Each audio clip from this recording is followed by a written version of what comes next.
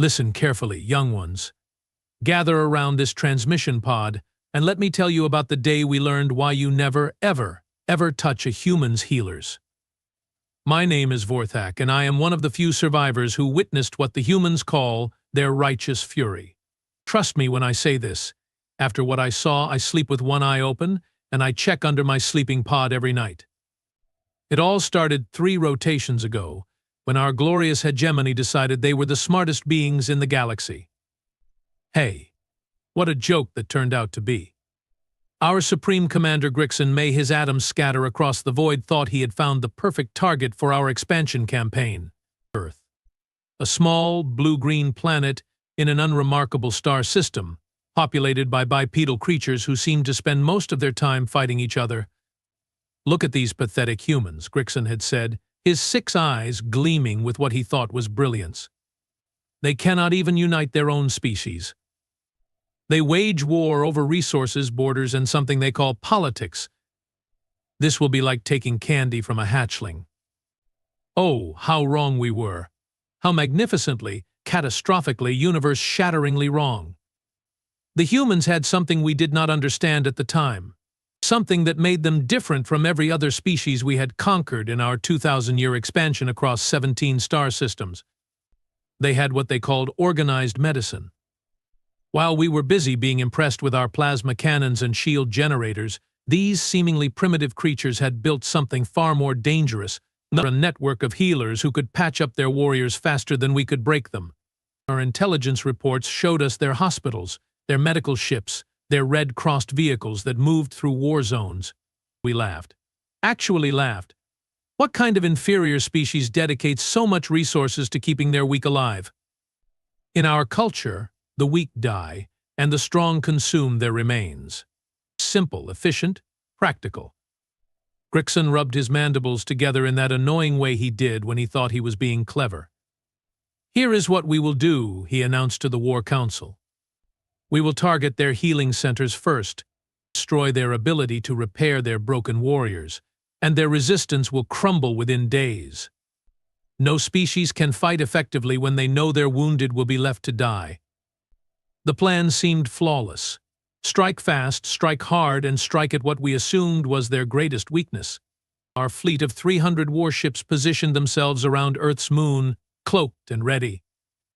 Our target list included every major medical facility on the planet, hospitals, emergency response centers, medical schools, research laboratories, even those floating white ships with the red symbols that they sent to help other species during disasters.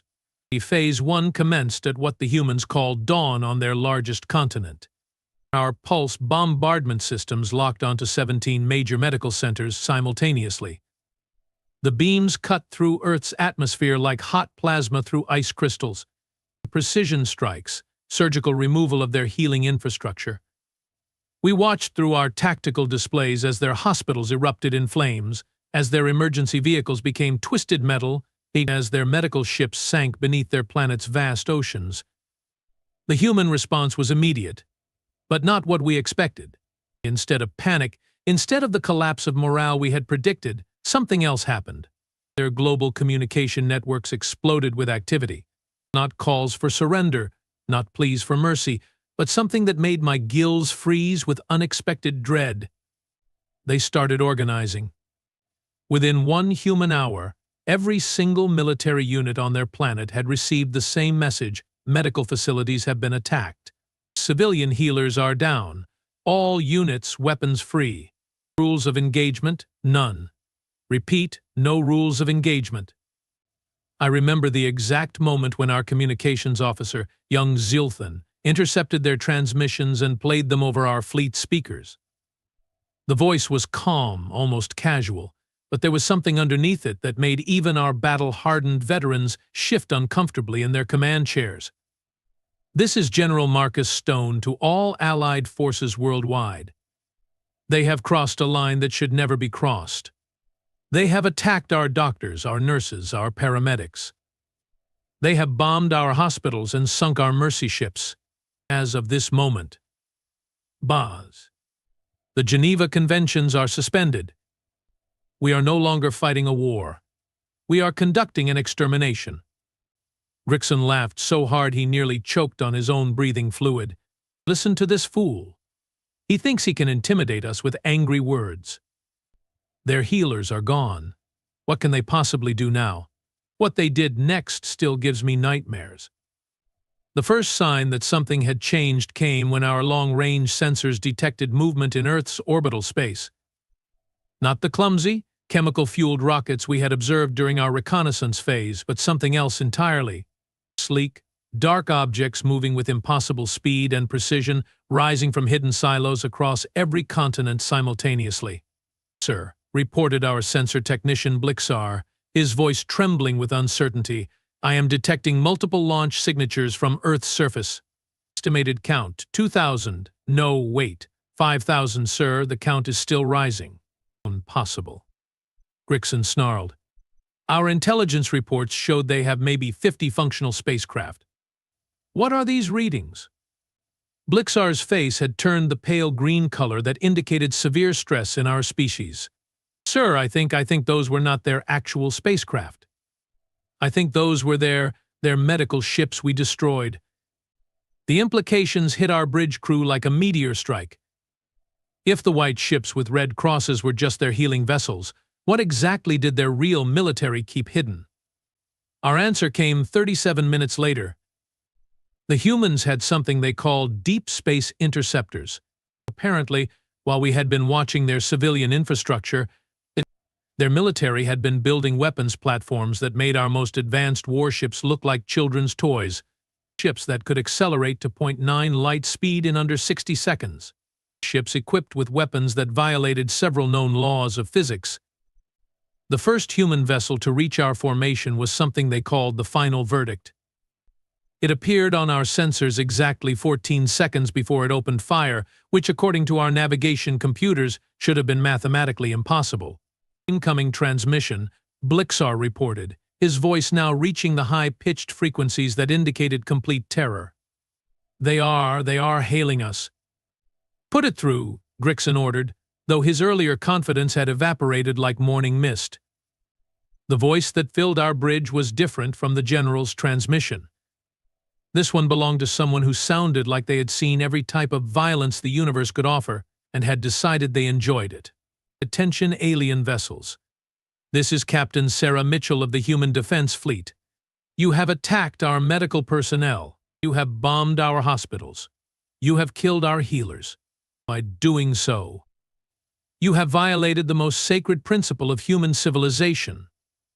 We are no longer bound by the rules of civilized warfare. Surrender now or discover what happens when you awaken our angels of death." Grixon tried to maintain his composure, but I could see the moisture beading on his carapace. "This is Supreme Commander Grixon of the Hegemony Battle Fleet. We demand your immediate surrender. You are outnumbered 300 to 1. The human's laughter was like ice crystals forming in my circulatory fluid. 300 to 1? Commander, I think you need to update your sensors." That was when our tactical display updated with the new contact readings. The humans had not sent one ship. They had sent 600 ships.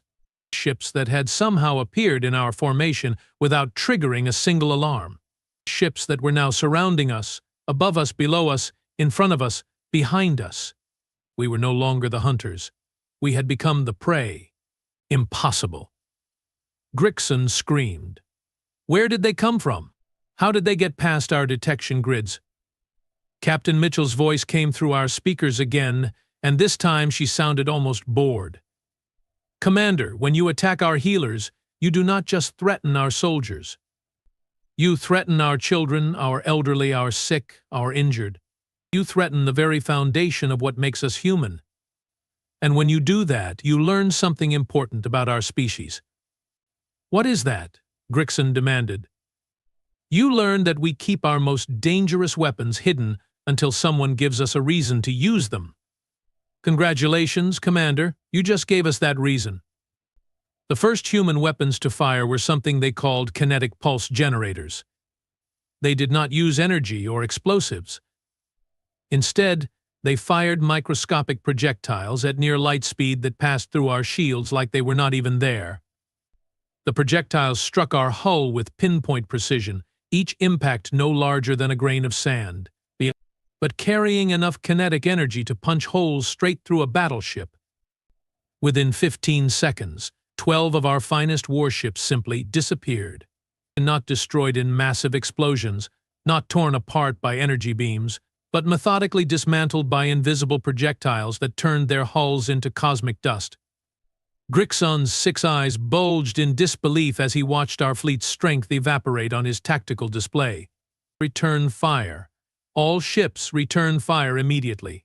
Our plasma cannons roared to life, sending streams of superheated energy toward the human vessels. The beams struck their targets dead on, lighting up the darkness of space with brilliant flashes of destructive power. For a moment, just one brief moment, we thought we had hurt them. Then the energy discharges faded, and the human ships remained completely intact. Energy absorption complete, Captain Mitchell announced, and I swear I could hear her smiling. Thank you for the recharge, Commander. Our weapons systems are now operating at 110% efficiency. That was when I realized the horrible truth. The humans had not just survived our attack. They had used our own weapons fire to power their systems. They had turned our greatest strengths into their advantage. This is not possible. Grixon shrieked, his voice cracking with desperation. No species possesses this level of technology. You are primitives. You fight with chemical explosives and kinetic projectiles. Oh, we still do, Mitchell replied, and her tone had shifted to something that made my respiratory organs contract with fear. But that is just what we use on each other. What you are about to experience is what we built for external threats. Specifically, for species stupid enough to attack our medical personnel. The human ships began moving into attack formation, and I watched our sensors struggle to track their movements. They were not just fast, they were impossibly, unreasonably, absurdly fast. Ships that could change direction at 90-degree angles without slowing down. Ships that could accelerate to combat speed in ways that should have turned their crews into paste. All ships. Grixon screamed into his communication array, an emergency jump. Retreat to rally point 7. We will regroup and... His words were cut off as the humans demonstrated their final technological advantage. When our ships attempted to engage their faster-than-light drives, nothing happened. No jump signatures, no dimensional tears, no escape. Jump drives offline, sir. Blixar reported in a voice that had dropped to a whisper. They are broadcasting some kind of interdiction field. We cannot retreat. Captain Mitchell's voice filled our bridge one final time, and every word fell like a hammer blow against our remaining hopes. Commander Grixon, you and your fleet have exactly 60 seconds to decide your fate. You can surrender unconditionally and face trial for war crimes, or you can continue fighting and meet our angels of death. Choose wisely. This is the only offer you will receive. Grixon looked around our bridge, seeing the same terror in every face that I felt in my core. Our weapons were useless. Our shields were meaningless. Our escape routes were blocked. We had awakened something that our species was not prepared to face. But Commander Grixon was not known for his wisdom. Pride had brought us to this moment, and pride would not let him admit defeat. Never, he declared, raising his primary manipulator in what he probably thought was a defiant gesture. The hegemony does not surrender to inferior species. All ships prepare for final assault.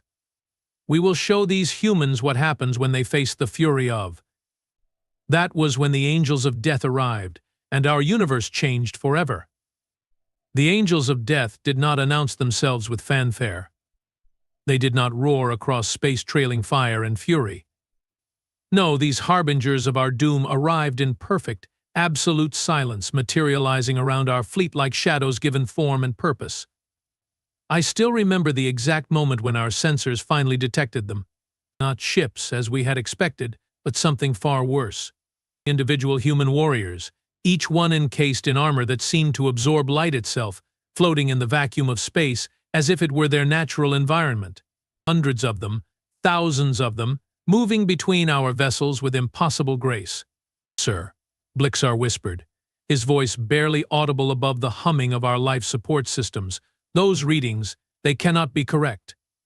The sensors are showing individual life forms in open space, without ships, without protective vessels." Grixon's mandibles clicked together in nervous agitation. "Recalibrate the sensors. Individual beings cannot survive in vacuum. This must be some kind of sensor jamming." But I knew, even before our tactical officer confirmed it, that our sensors were working perfectly. The humans had sent their elite warriors to deliver our destruction personally, one by one, face to face. Captain Mitchell's voice crackled through our communications one final time, and I detected something new in her tone.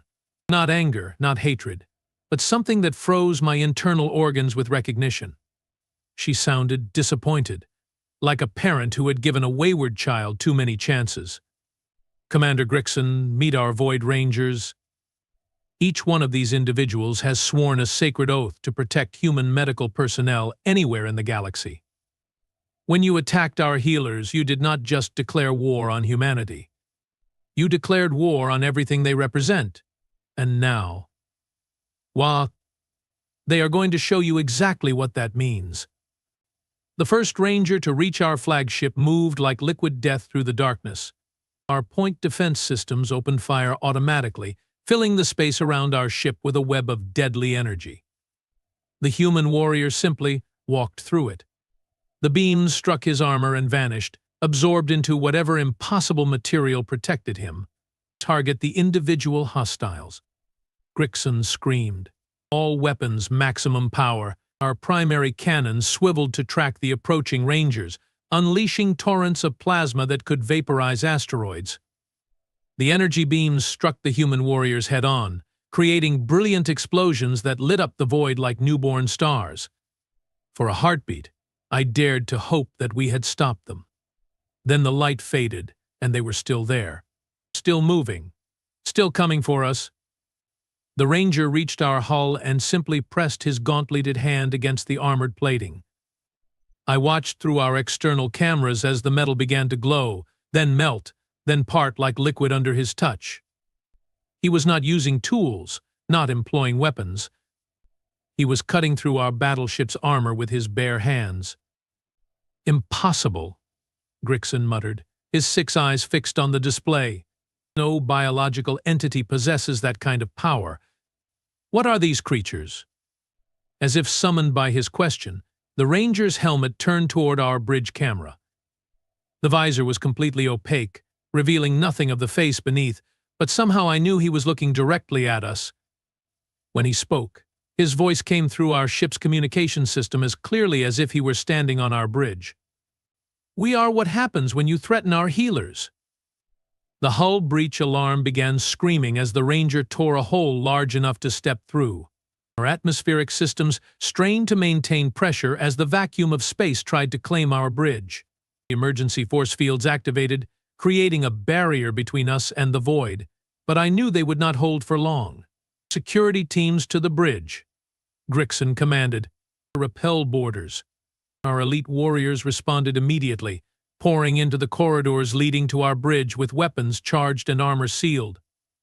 They were the finest soldiers our species had ever produced, veterans of 100 campaigns, killers who had conquered star systems and enslaved entire civilizations. They lasted approximately 6 seconds. The sounds that came through our internal communication system were unlike anything I had ever heard. Not the clean reports of energy weapons or the sharp cracks of kinetic projectiles, but something far more personal. The wet sounds of biological systems failing. The metallic screech of armor being torn apart by impossible strength. The brief, cut-off screams of warriors who had suddenly realized they were not the apex predators they had believed themselves to be. When the sounds stopped, the silence was more terrifying than any battle cry. The Ranger appeared at our bridge entrance, his armor now stained with substances I did not want to identify. Behind him, floating in the corridor, were the twisted remains of what had once been our security team. Not killed cleanly, not dispatched with weapons, but literally torn apart by hands that could rend metal as easily as flesh. "Commander Grixon," the Ranger said, stepping onto our bridge with casual confidence. "My name is Marcus Kane, Staff Sergeant, 3rd Void Ranger Battalion. I have been tasked with delivering a message to your species." Grixon tried to maintain his authority, even as his breathing apparatus wheezed with fear.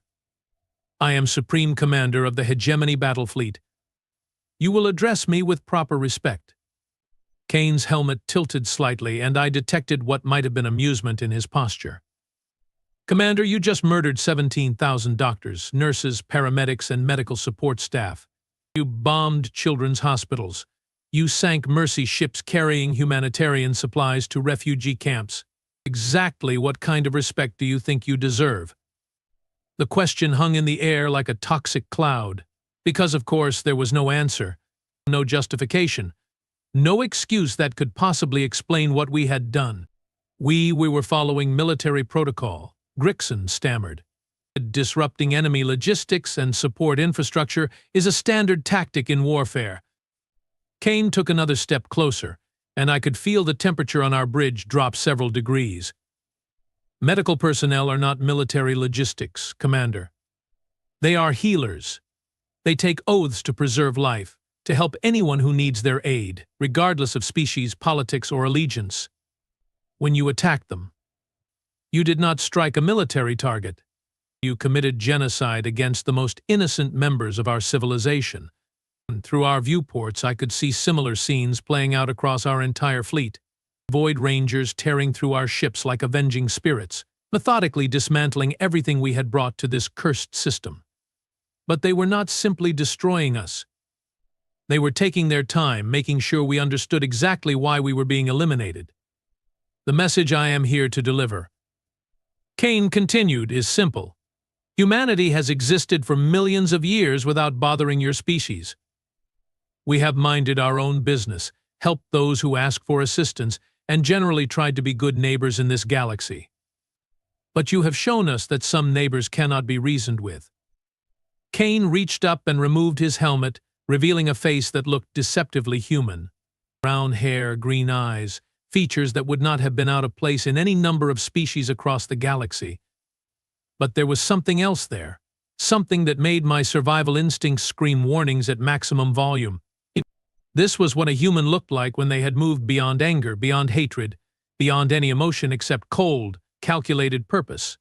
From this moment forward, Kane announced, "Any species that attacks human medical personnel will face total extinction. Not conquest, not subjugation, not occupation. Complete and absolute extermination. We will hunt down every member of your species, on every world, in every system, until nothing remains but empty space and the memory of your mistake." Grixon's carapace had turned the pale green of absolute terror. You cannot mean that. There are billions of us. The entire star system's under hegemony control." Kane smiled, and it was the most frightening expression I had ever seen on any sentient being's face. "Commander, let me tell you something about human medical personnel. Every doctor who died in your attack had taken an oath to preserve life. Every nurse had sworn to help anyone who needed care. Every paramedic had promised to rush toward danger to save others. They were the best of us. The most selfless of us, the ones who represented everything noble about our species." He leaned closer to Grixon, and his voice dropped to a whisper that somehow carried more menace than any shout. "And you murdered them because you thought it would make us weaker. So now we are going to show you what we become when you take away the people who remind us to be merciful." The final assault began without warning. Through our communications system, I heard the voices of Void Rangers throughout our fleet, delivering the same message to every ship simultaneously.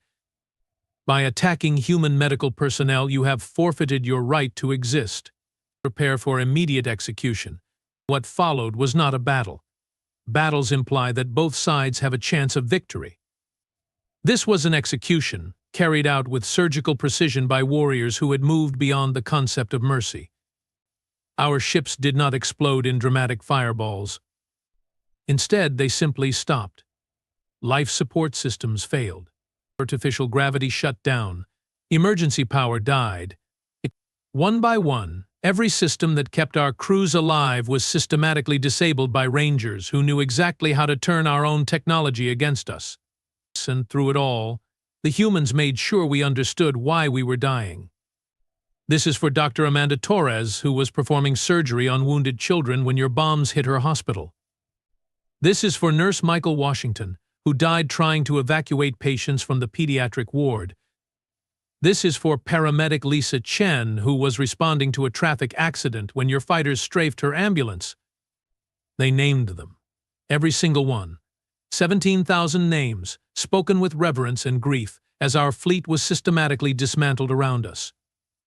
I survived only because Kane decided that someone needed to carry the message back to our home worlds. He personally escorted me to an escape pod, his presence both protective and terrifying. "And tell your people what happened here," he instructed as he sealed me into the tiny vessel. "Tell them that humans will tolerate almost anything. We will endure insults, territorial disputes, even military attacks on our colonies. But if you touch our healers, if you harm those who have dedicated their lives to preserving life itself, we will become something that your worst nightmares cannot imagine." The escape pod launched automatically, carrying me away from the graveyard that had once been our mighty fleet. As I watched through the tiny viewport, I saw the human ships beginning their departure. But before they left, they did something that still haunts my dreams. They built a monument. Using material from our destroyed vessels, the Void Rangers constructed a massive structure in the space where our flagship had died. Carved into its surface, in letters large enough to be seen from light years away, was a simple message. Here died the hegemony battle fleet, who learned too late that attacking human healers is the last mistake any species will ever make. Below that, in smaller text, were the names. All 17,000 of them. The doctors, nurses, paramedics, and medical support staff who had died in our attack. Each name lovingly inscribed, each one a promise that their sacrifice would not be forgotten. And at the very bottom, in letters that seemed to burn with their own inner fire, were the words that have become the unofficial motto of every species in this galaxy. Never touch the healers. I have spent the 3 rotations since my return trying to convince our surviving leadership to heed this warning. Some listen. Some have begun sending ambassadors to human space, offering reparations and formal apologies. But others, fools like Grixon had been, speak of revenge and retaliation. They do not understand what I learned that day. Humans are not just another species to be conquered or avoided. They are something unique in this galaxy, something that defies every rule of survival and evolution we thought we knew. They are a species that will sacrifice their own lives to save complete strangers. They will rush into burning buildings to rescue people they have never met. They will perform surgery for 18 hours straight to save the life of an enemy soldier. They will share their food with refugees, their medicine with the sick, their knowledge with anyone who asks. But if you threaten the people who embody these virtues, if you attack those who have devoted their lives to healing and helping others, you will discover what humans become when they set aside their compassion. You will meet their angels of death, and you will learn why every intelligent species in this galaxy now whispers the same warning to their young. Never, ever touch the healers. Because if you do, the humans will come for you. And when they do, death will be a mercy they will not grant.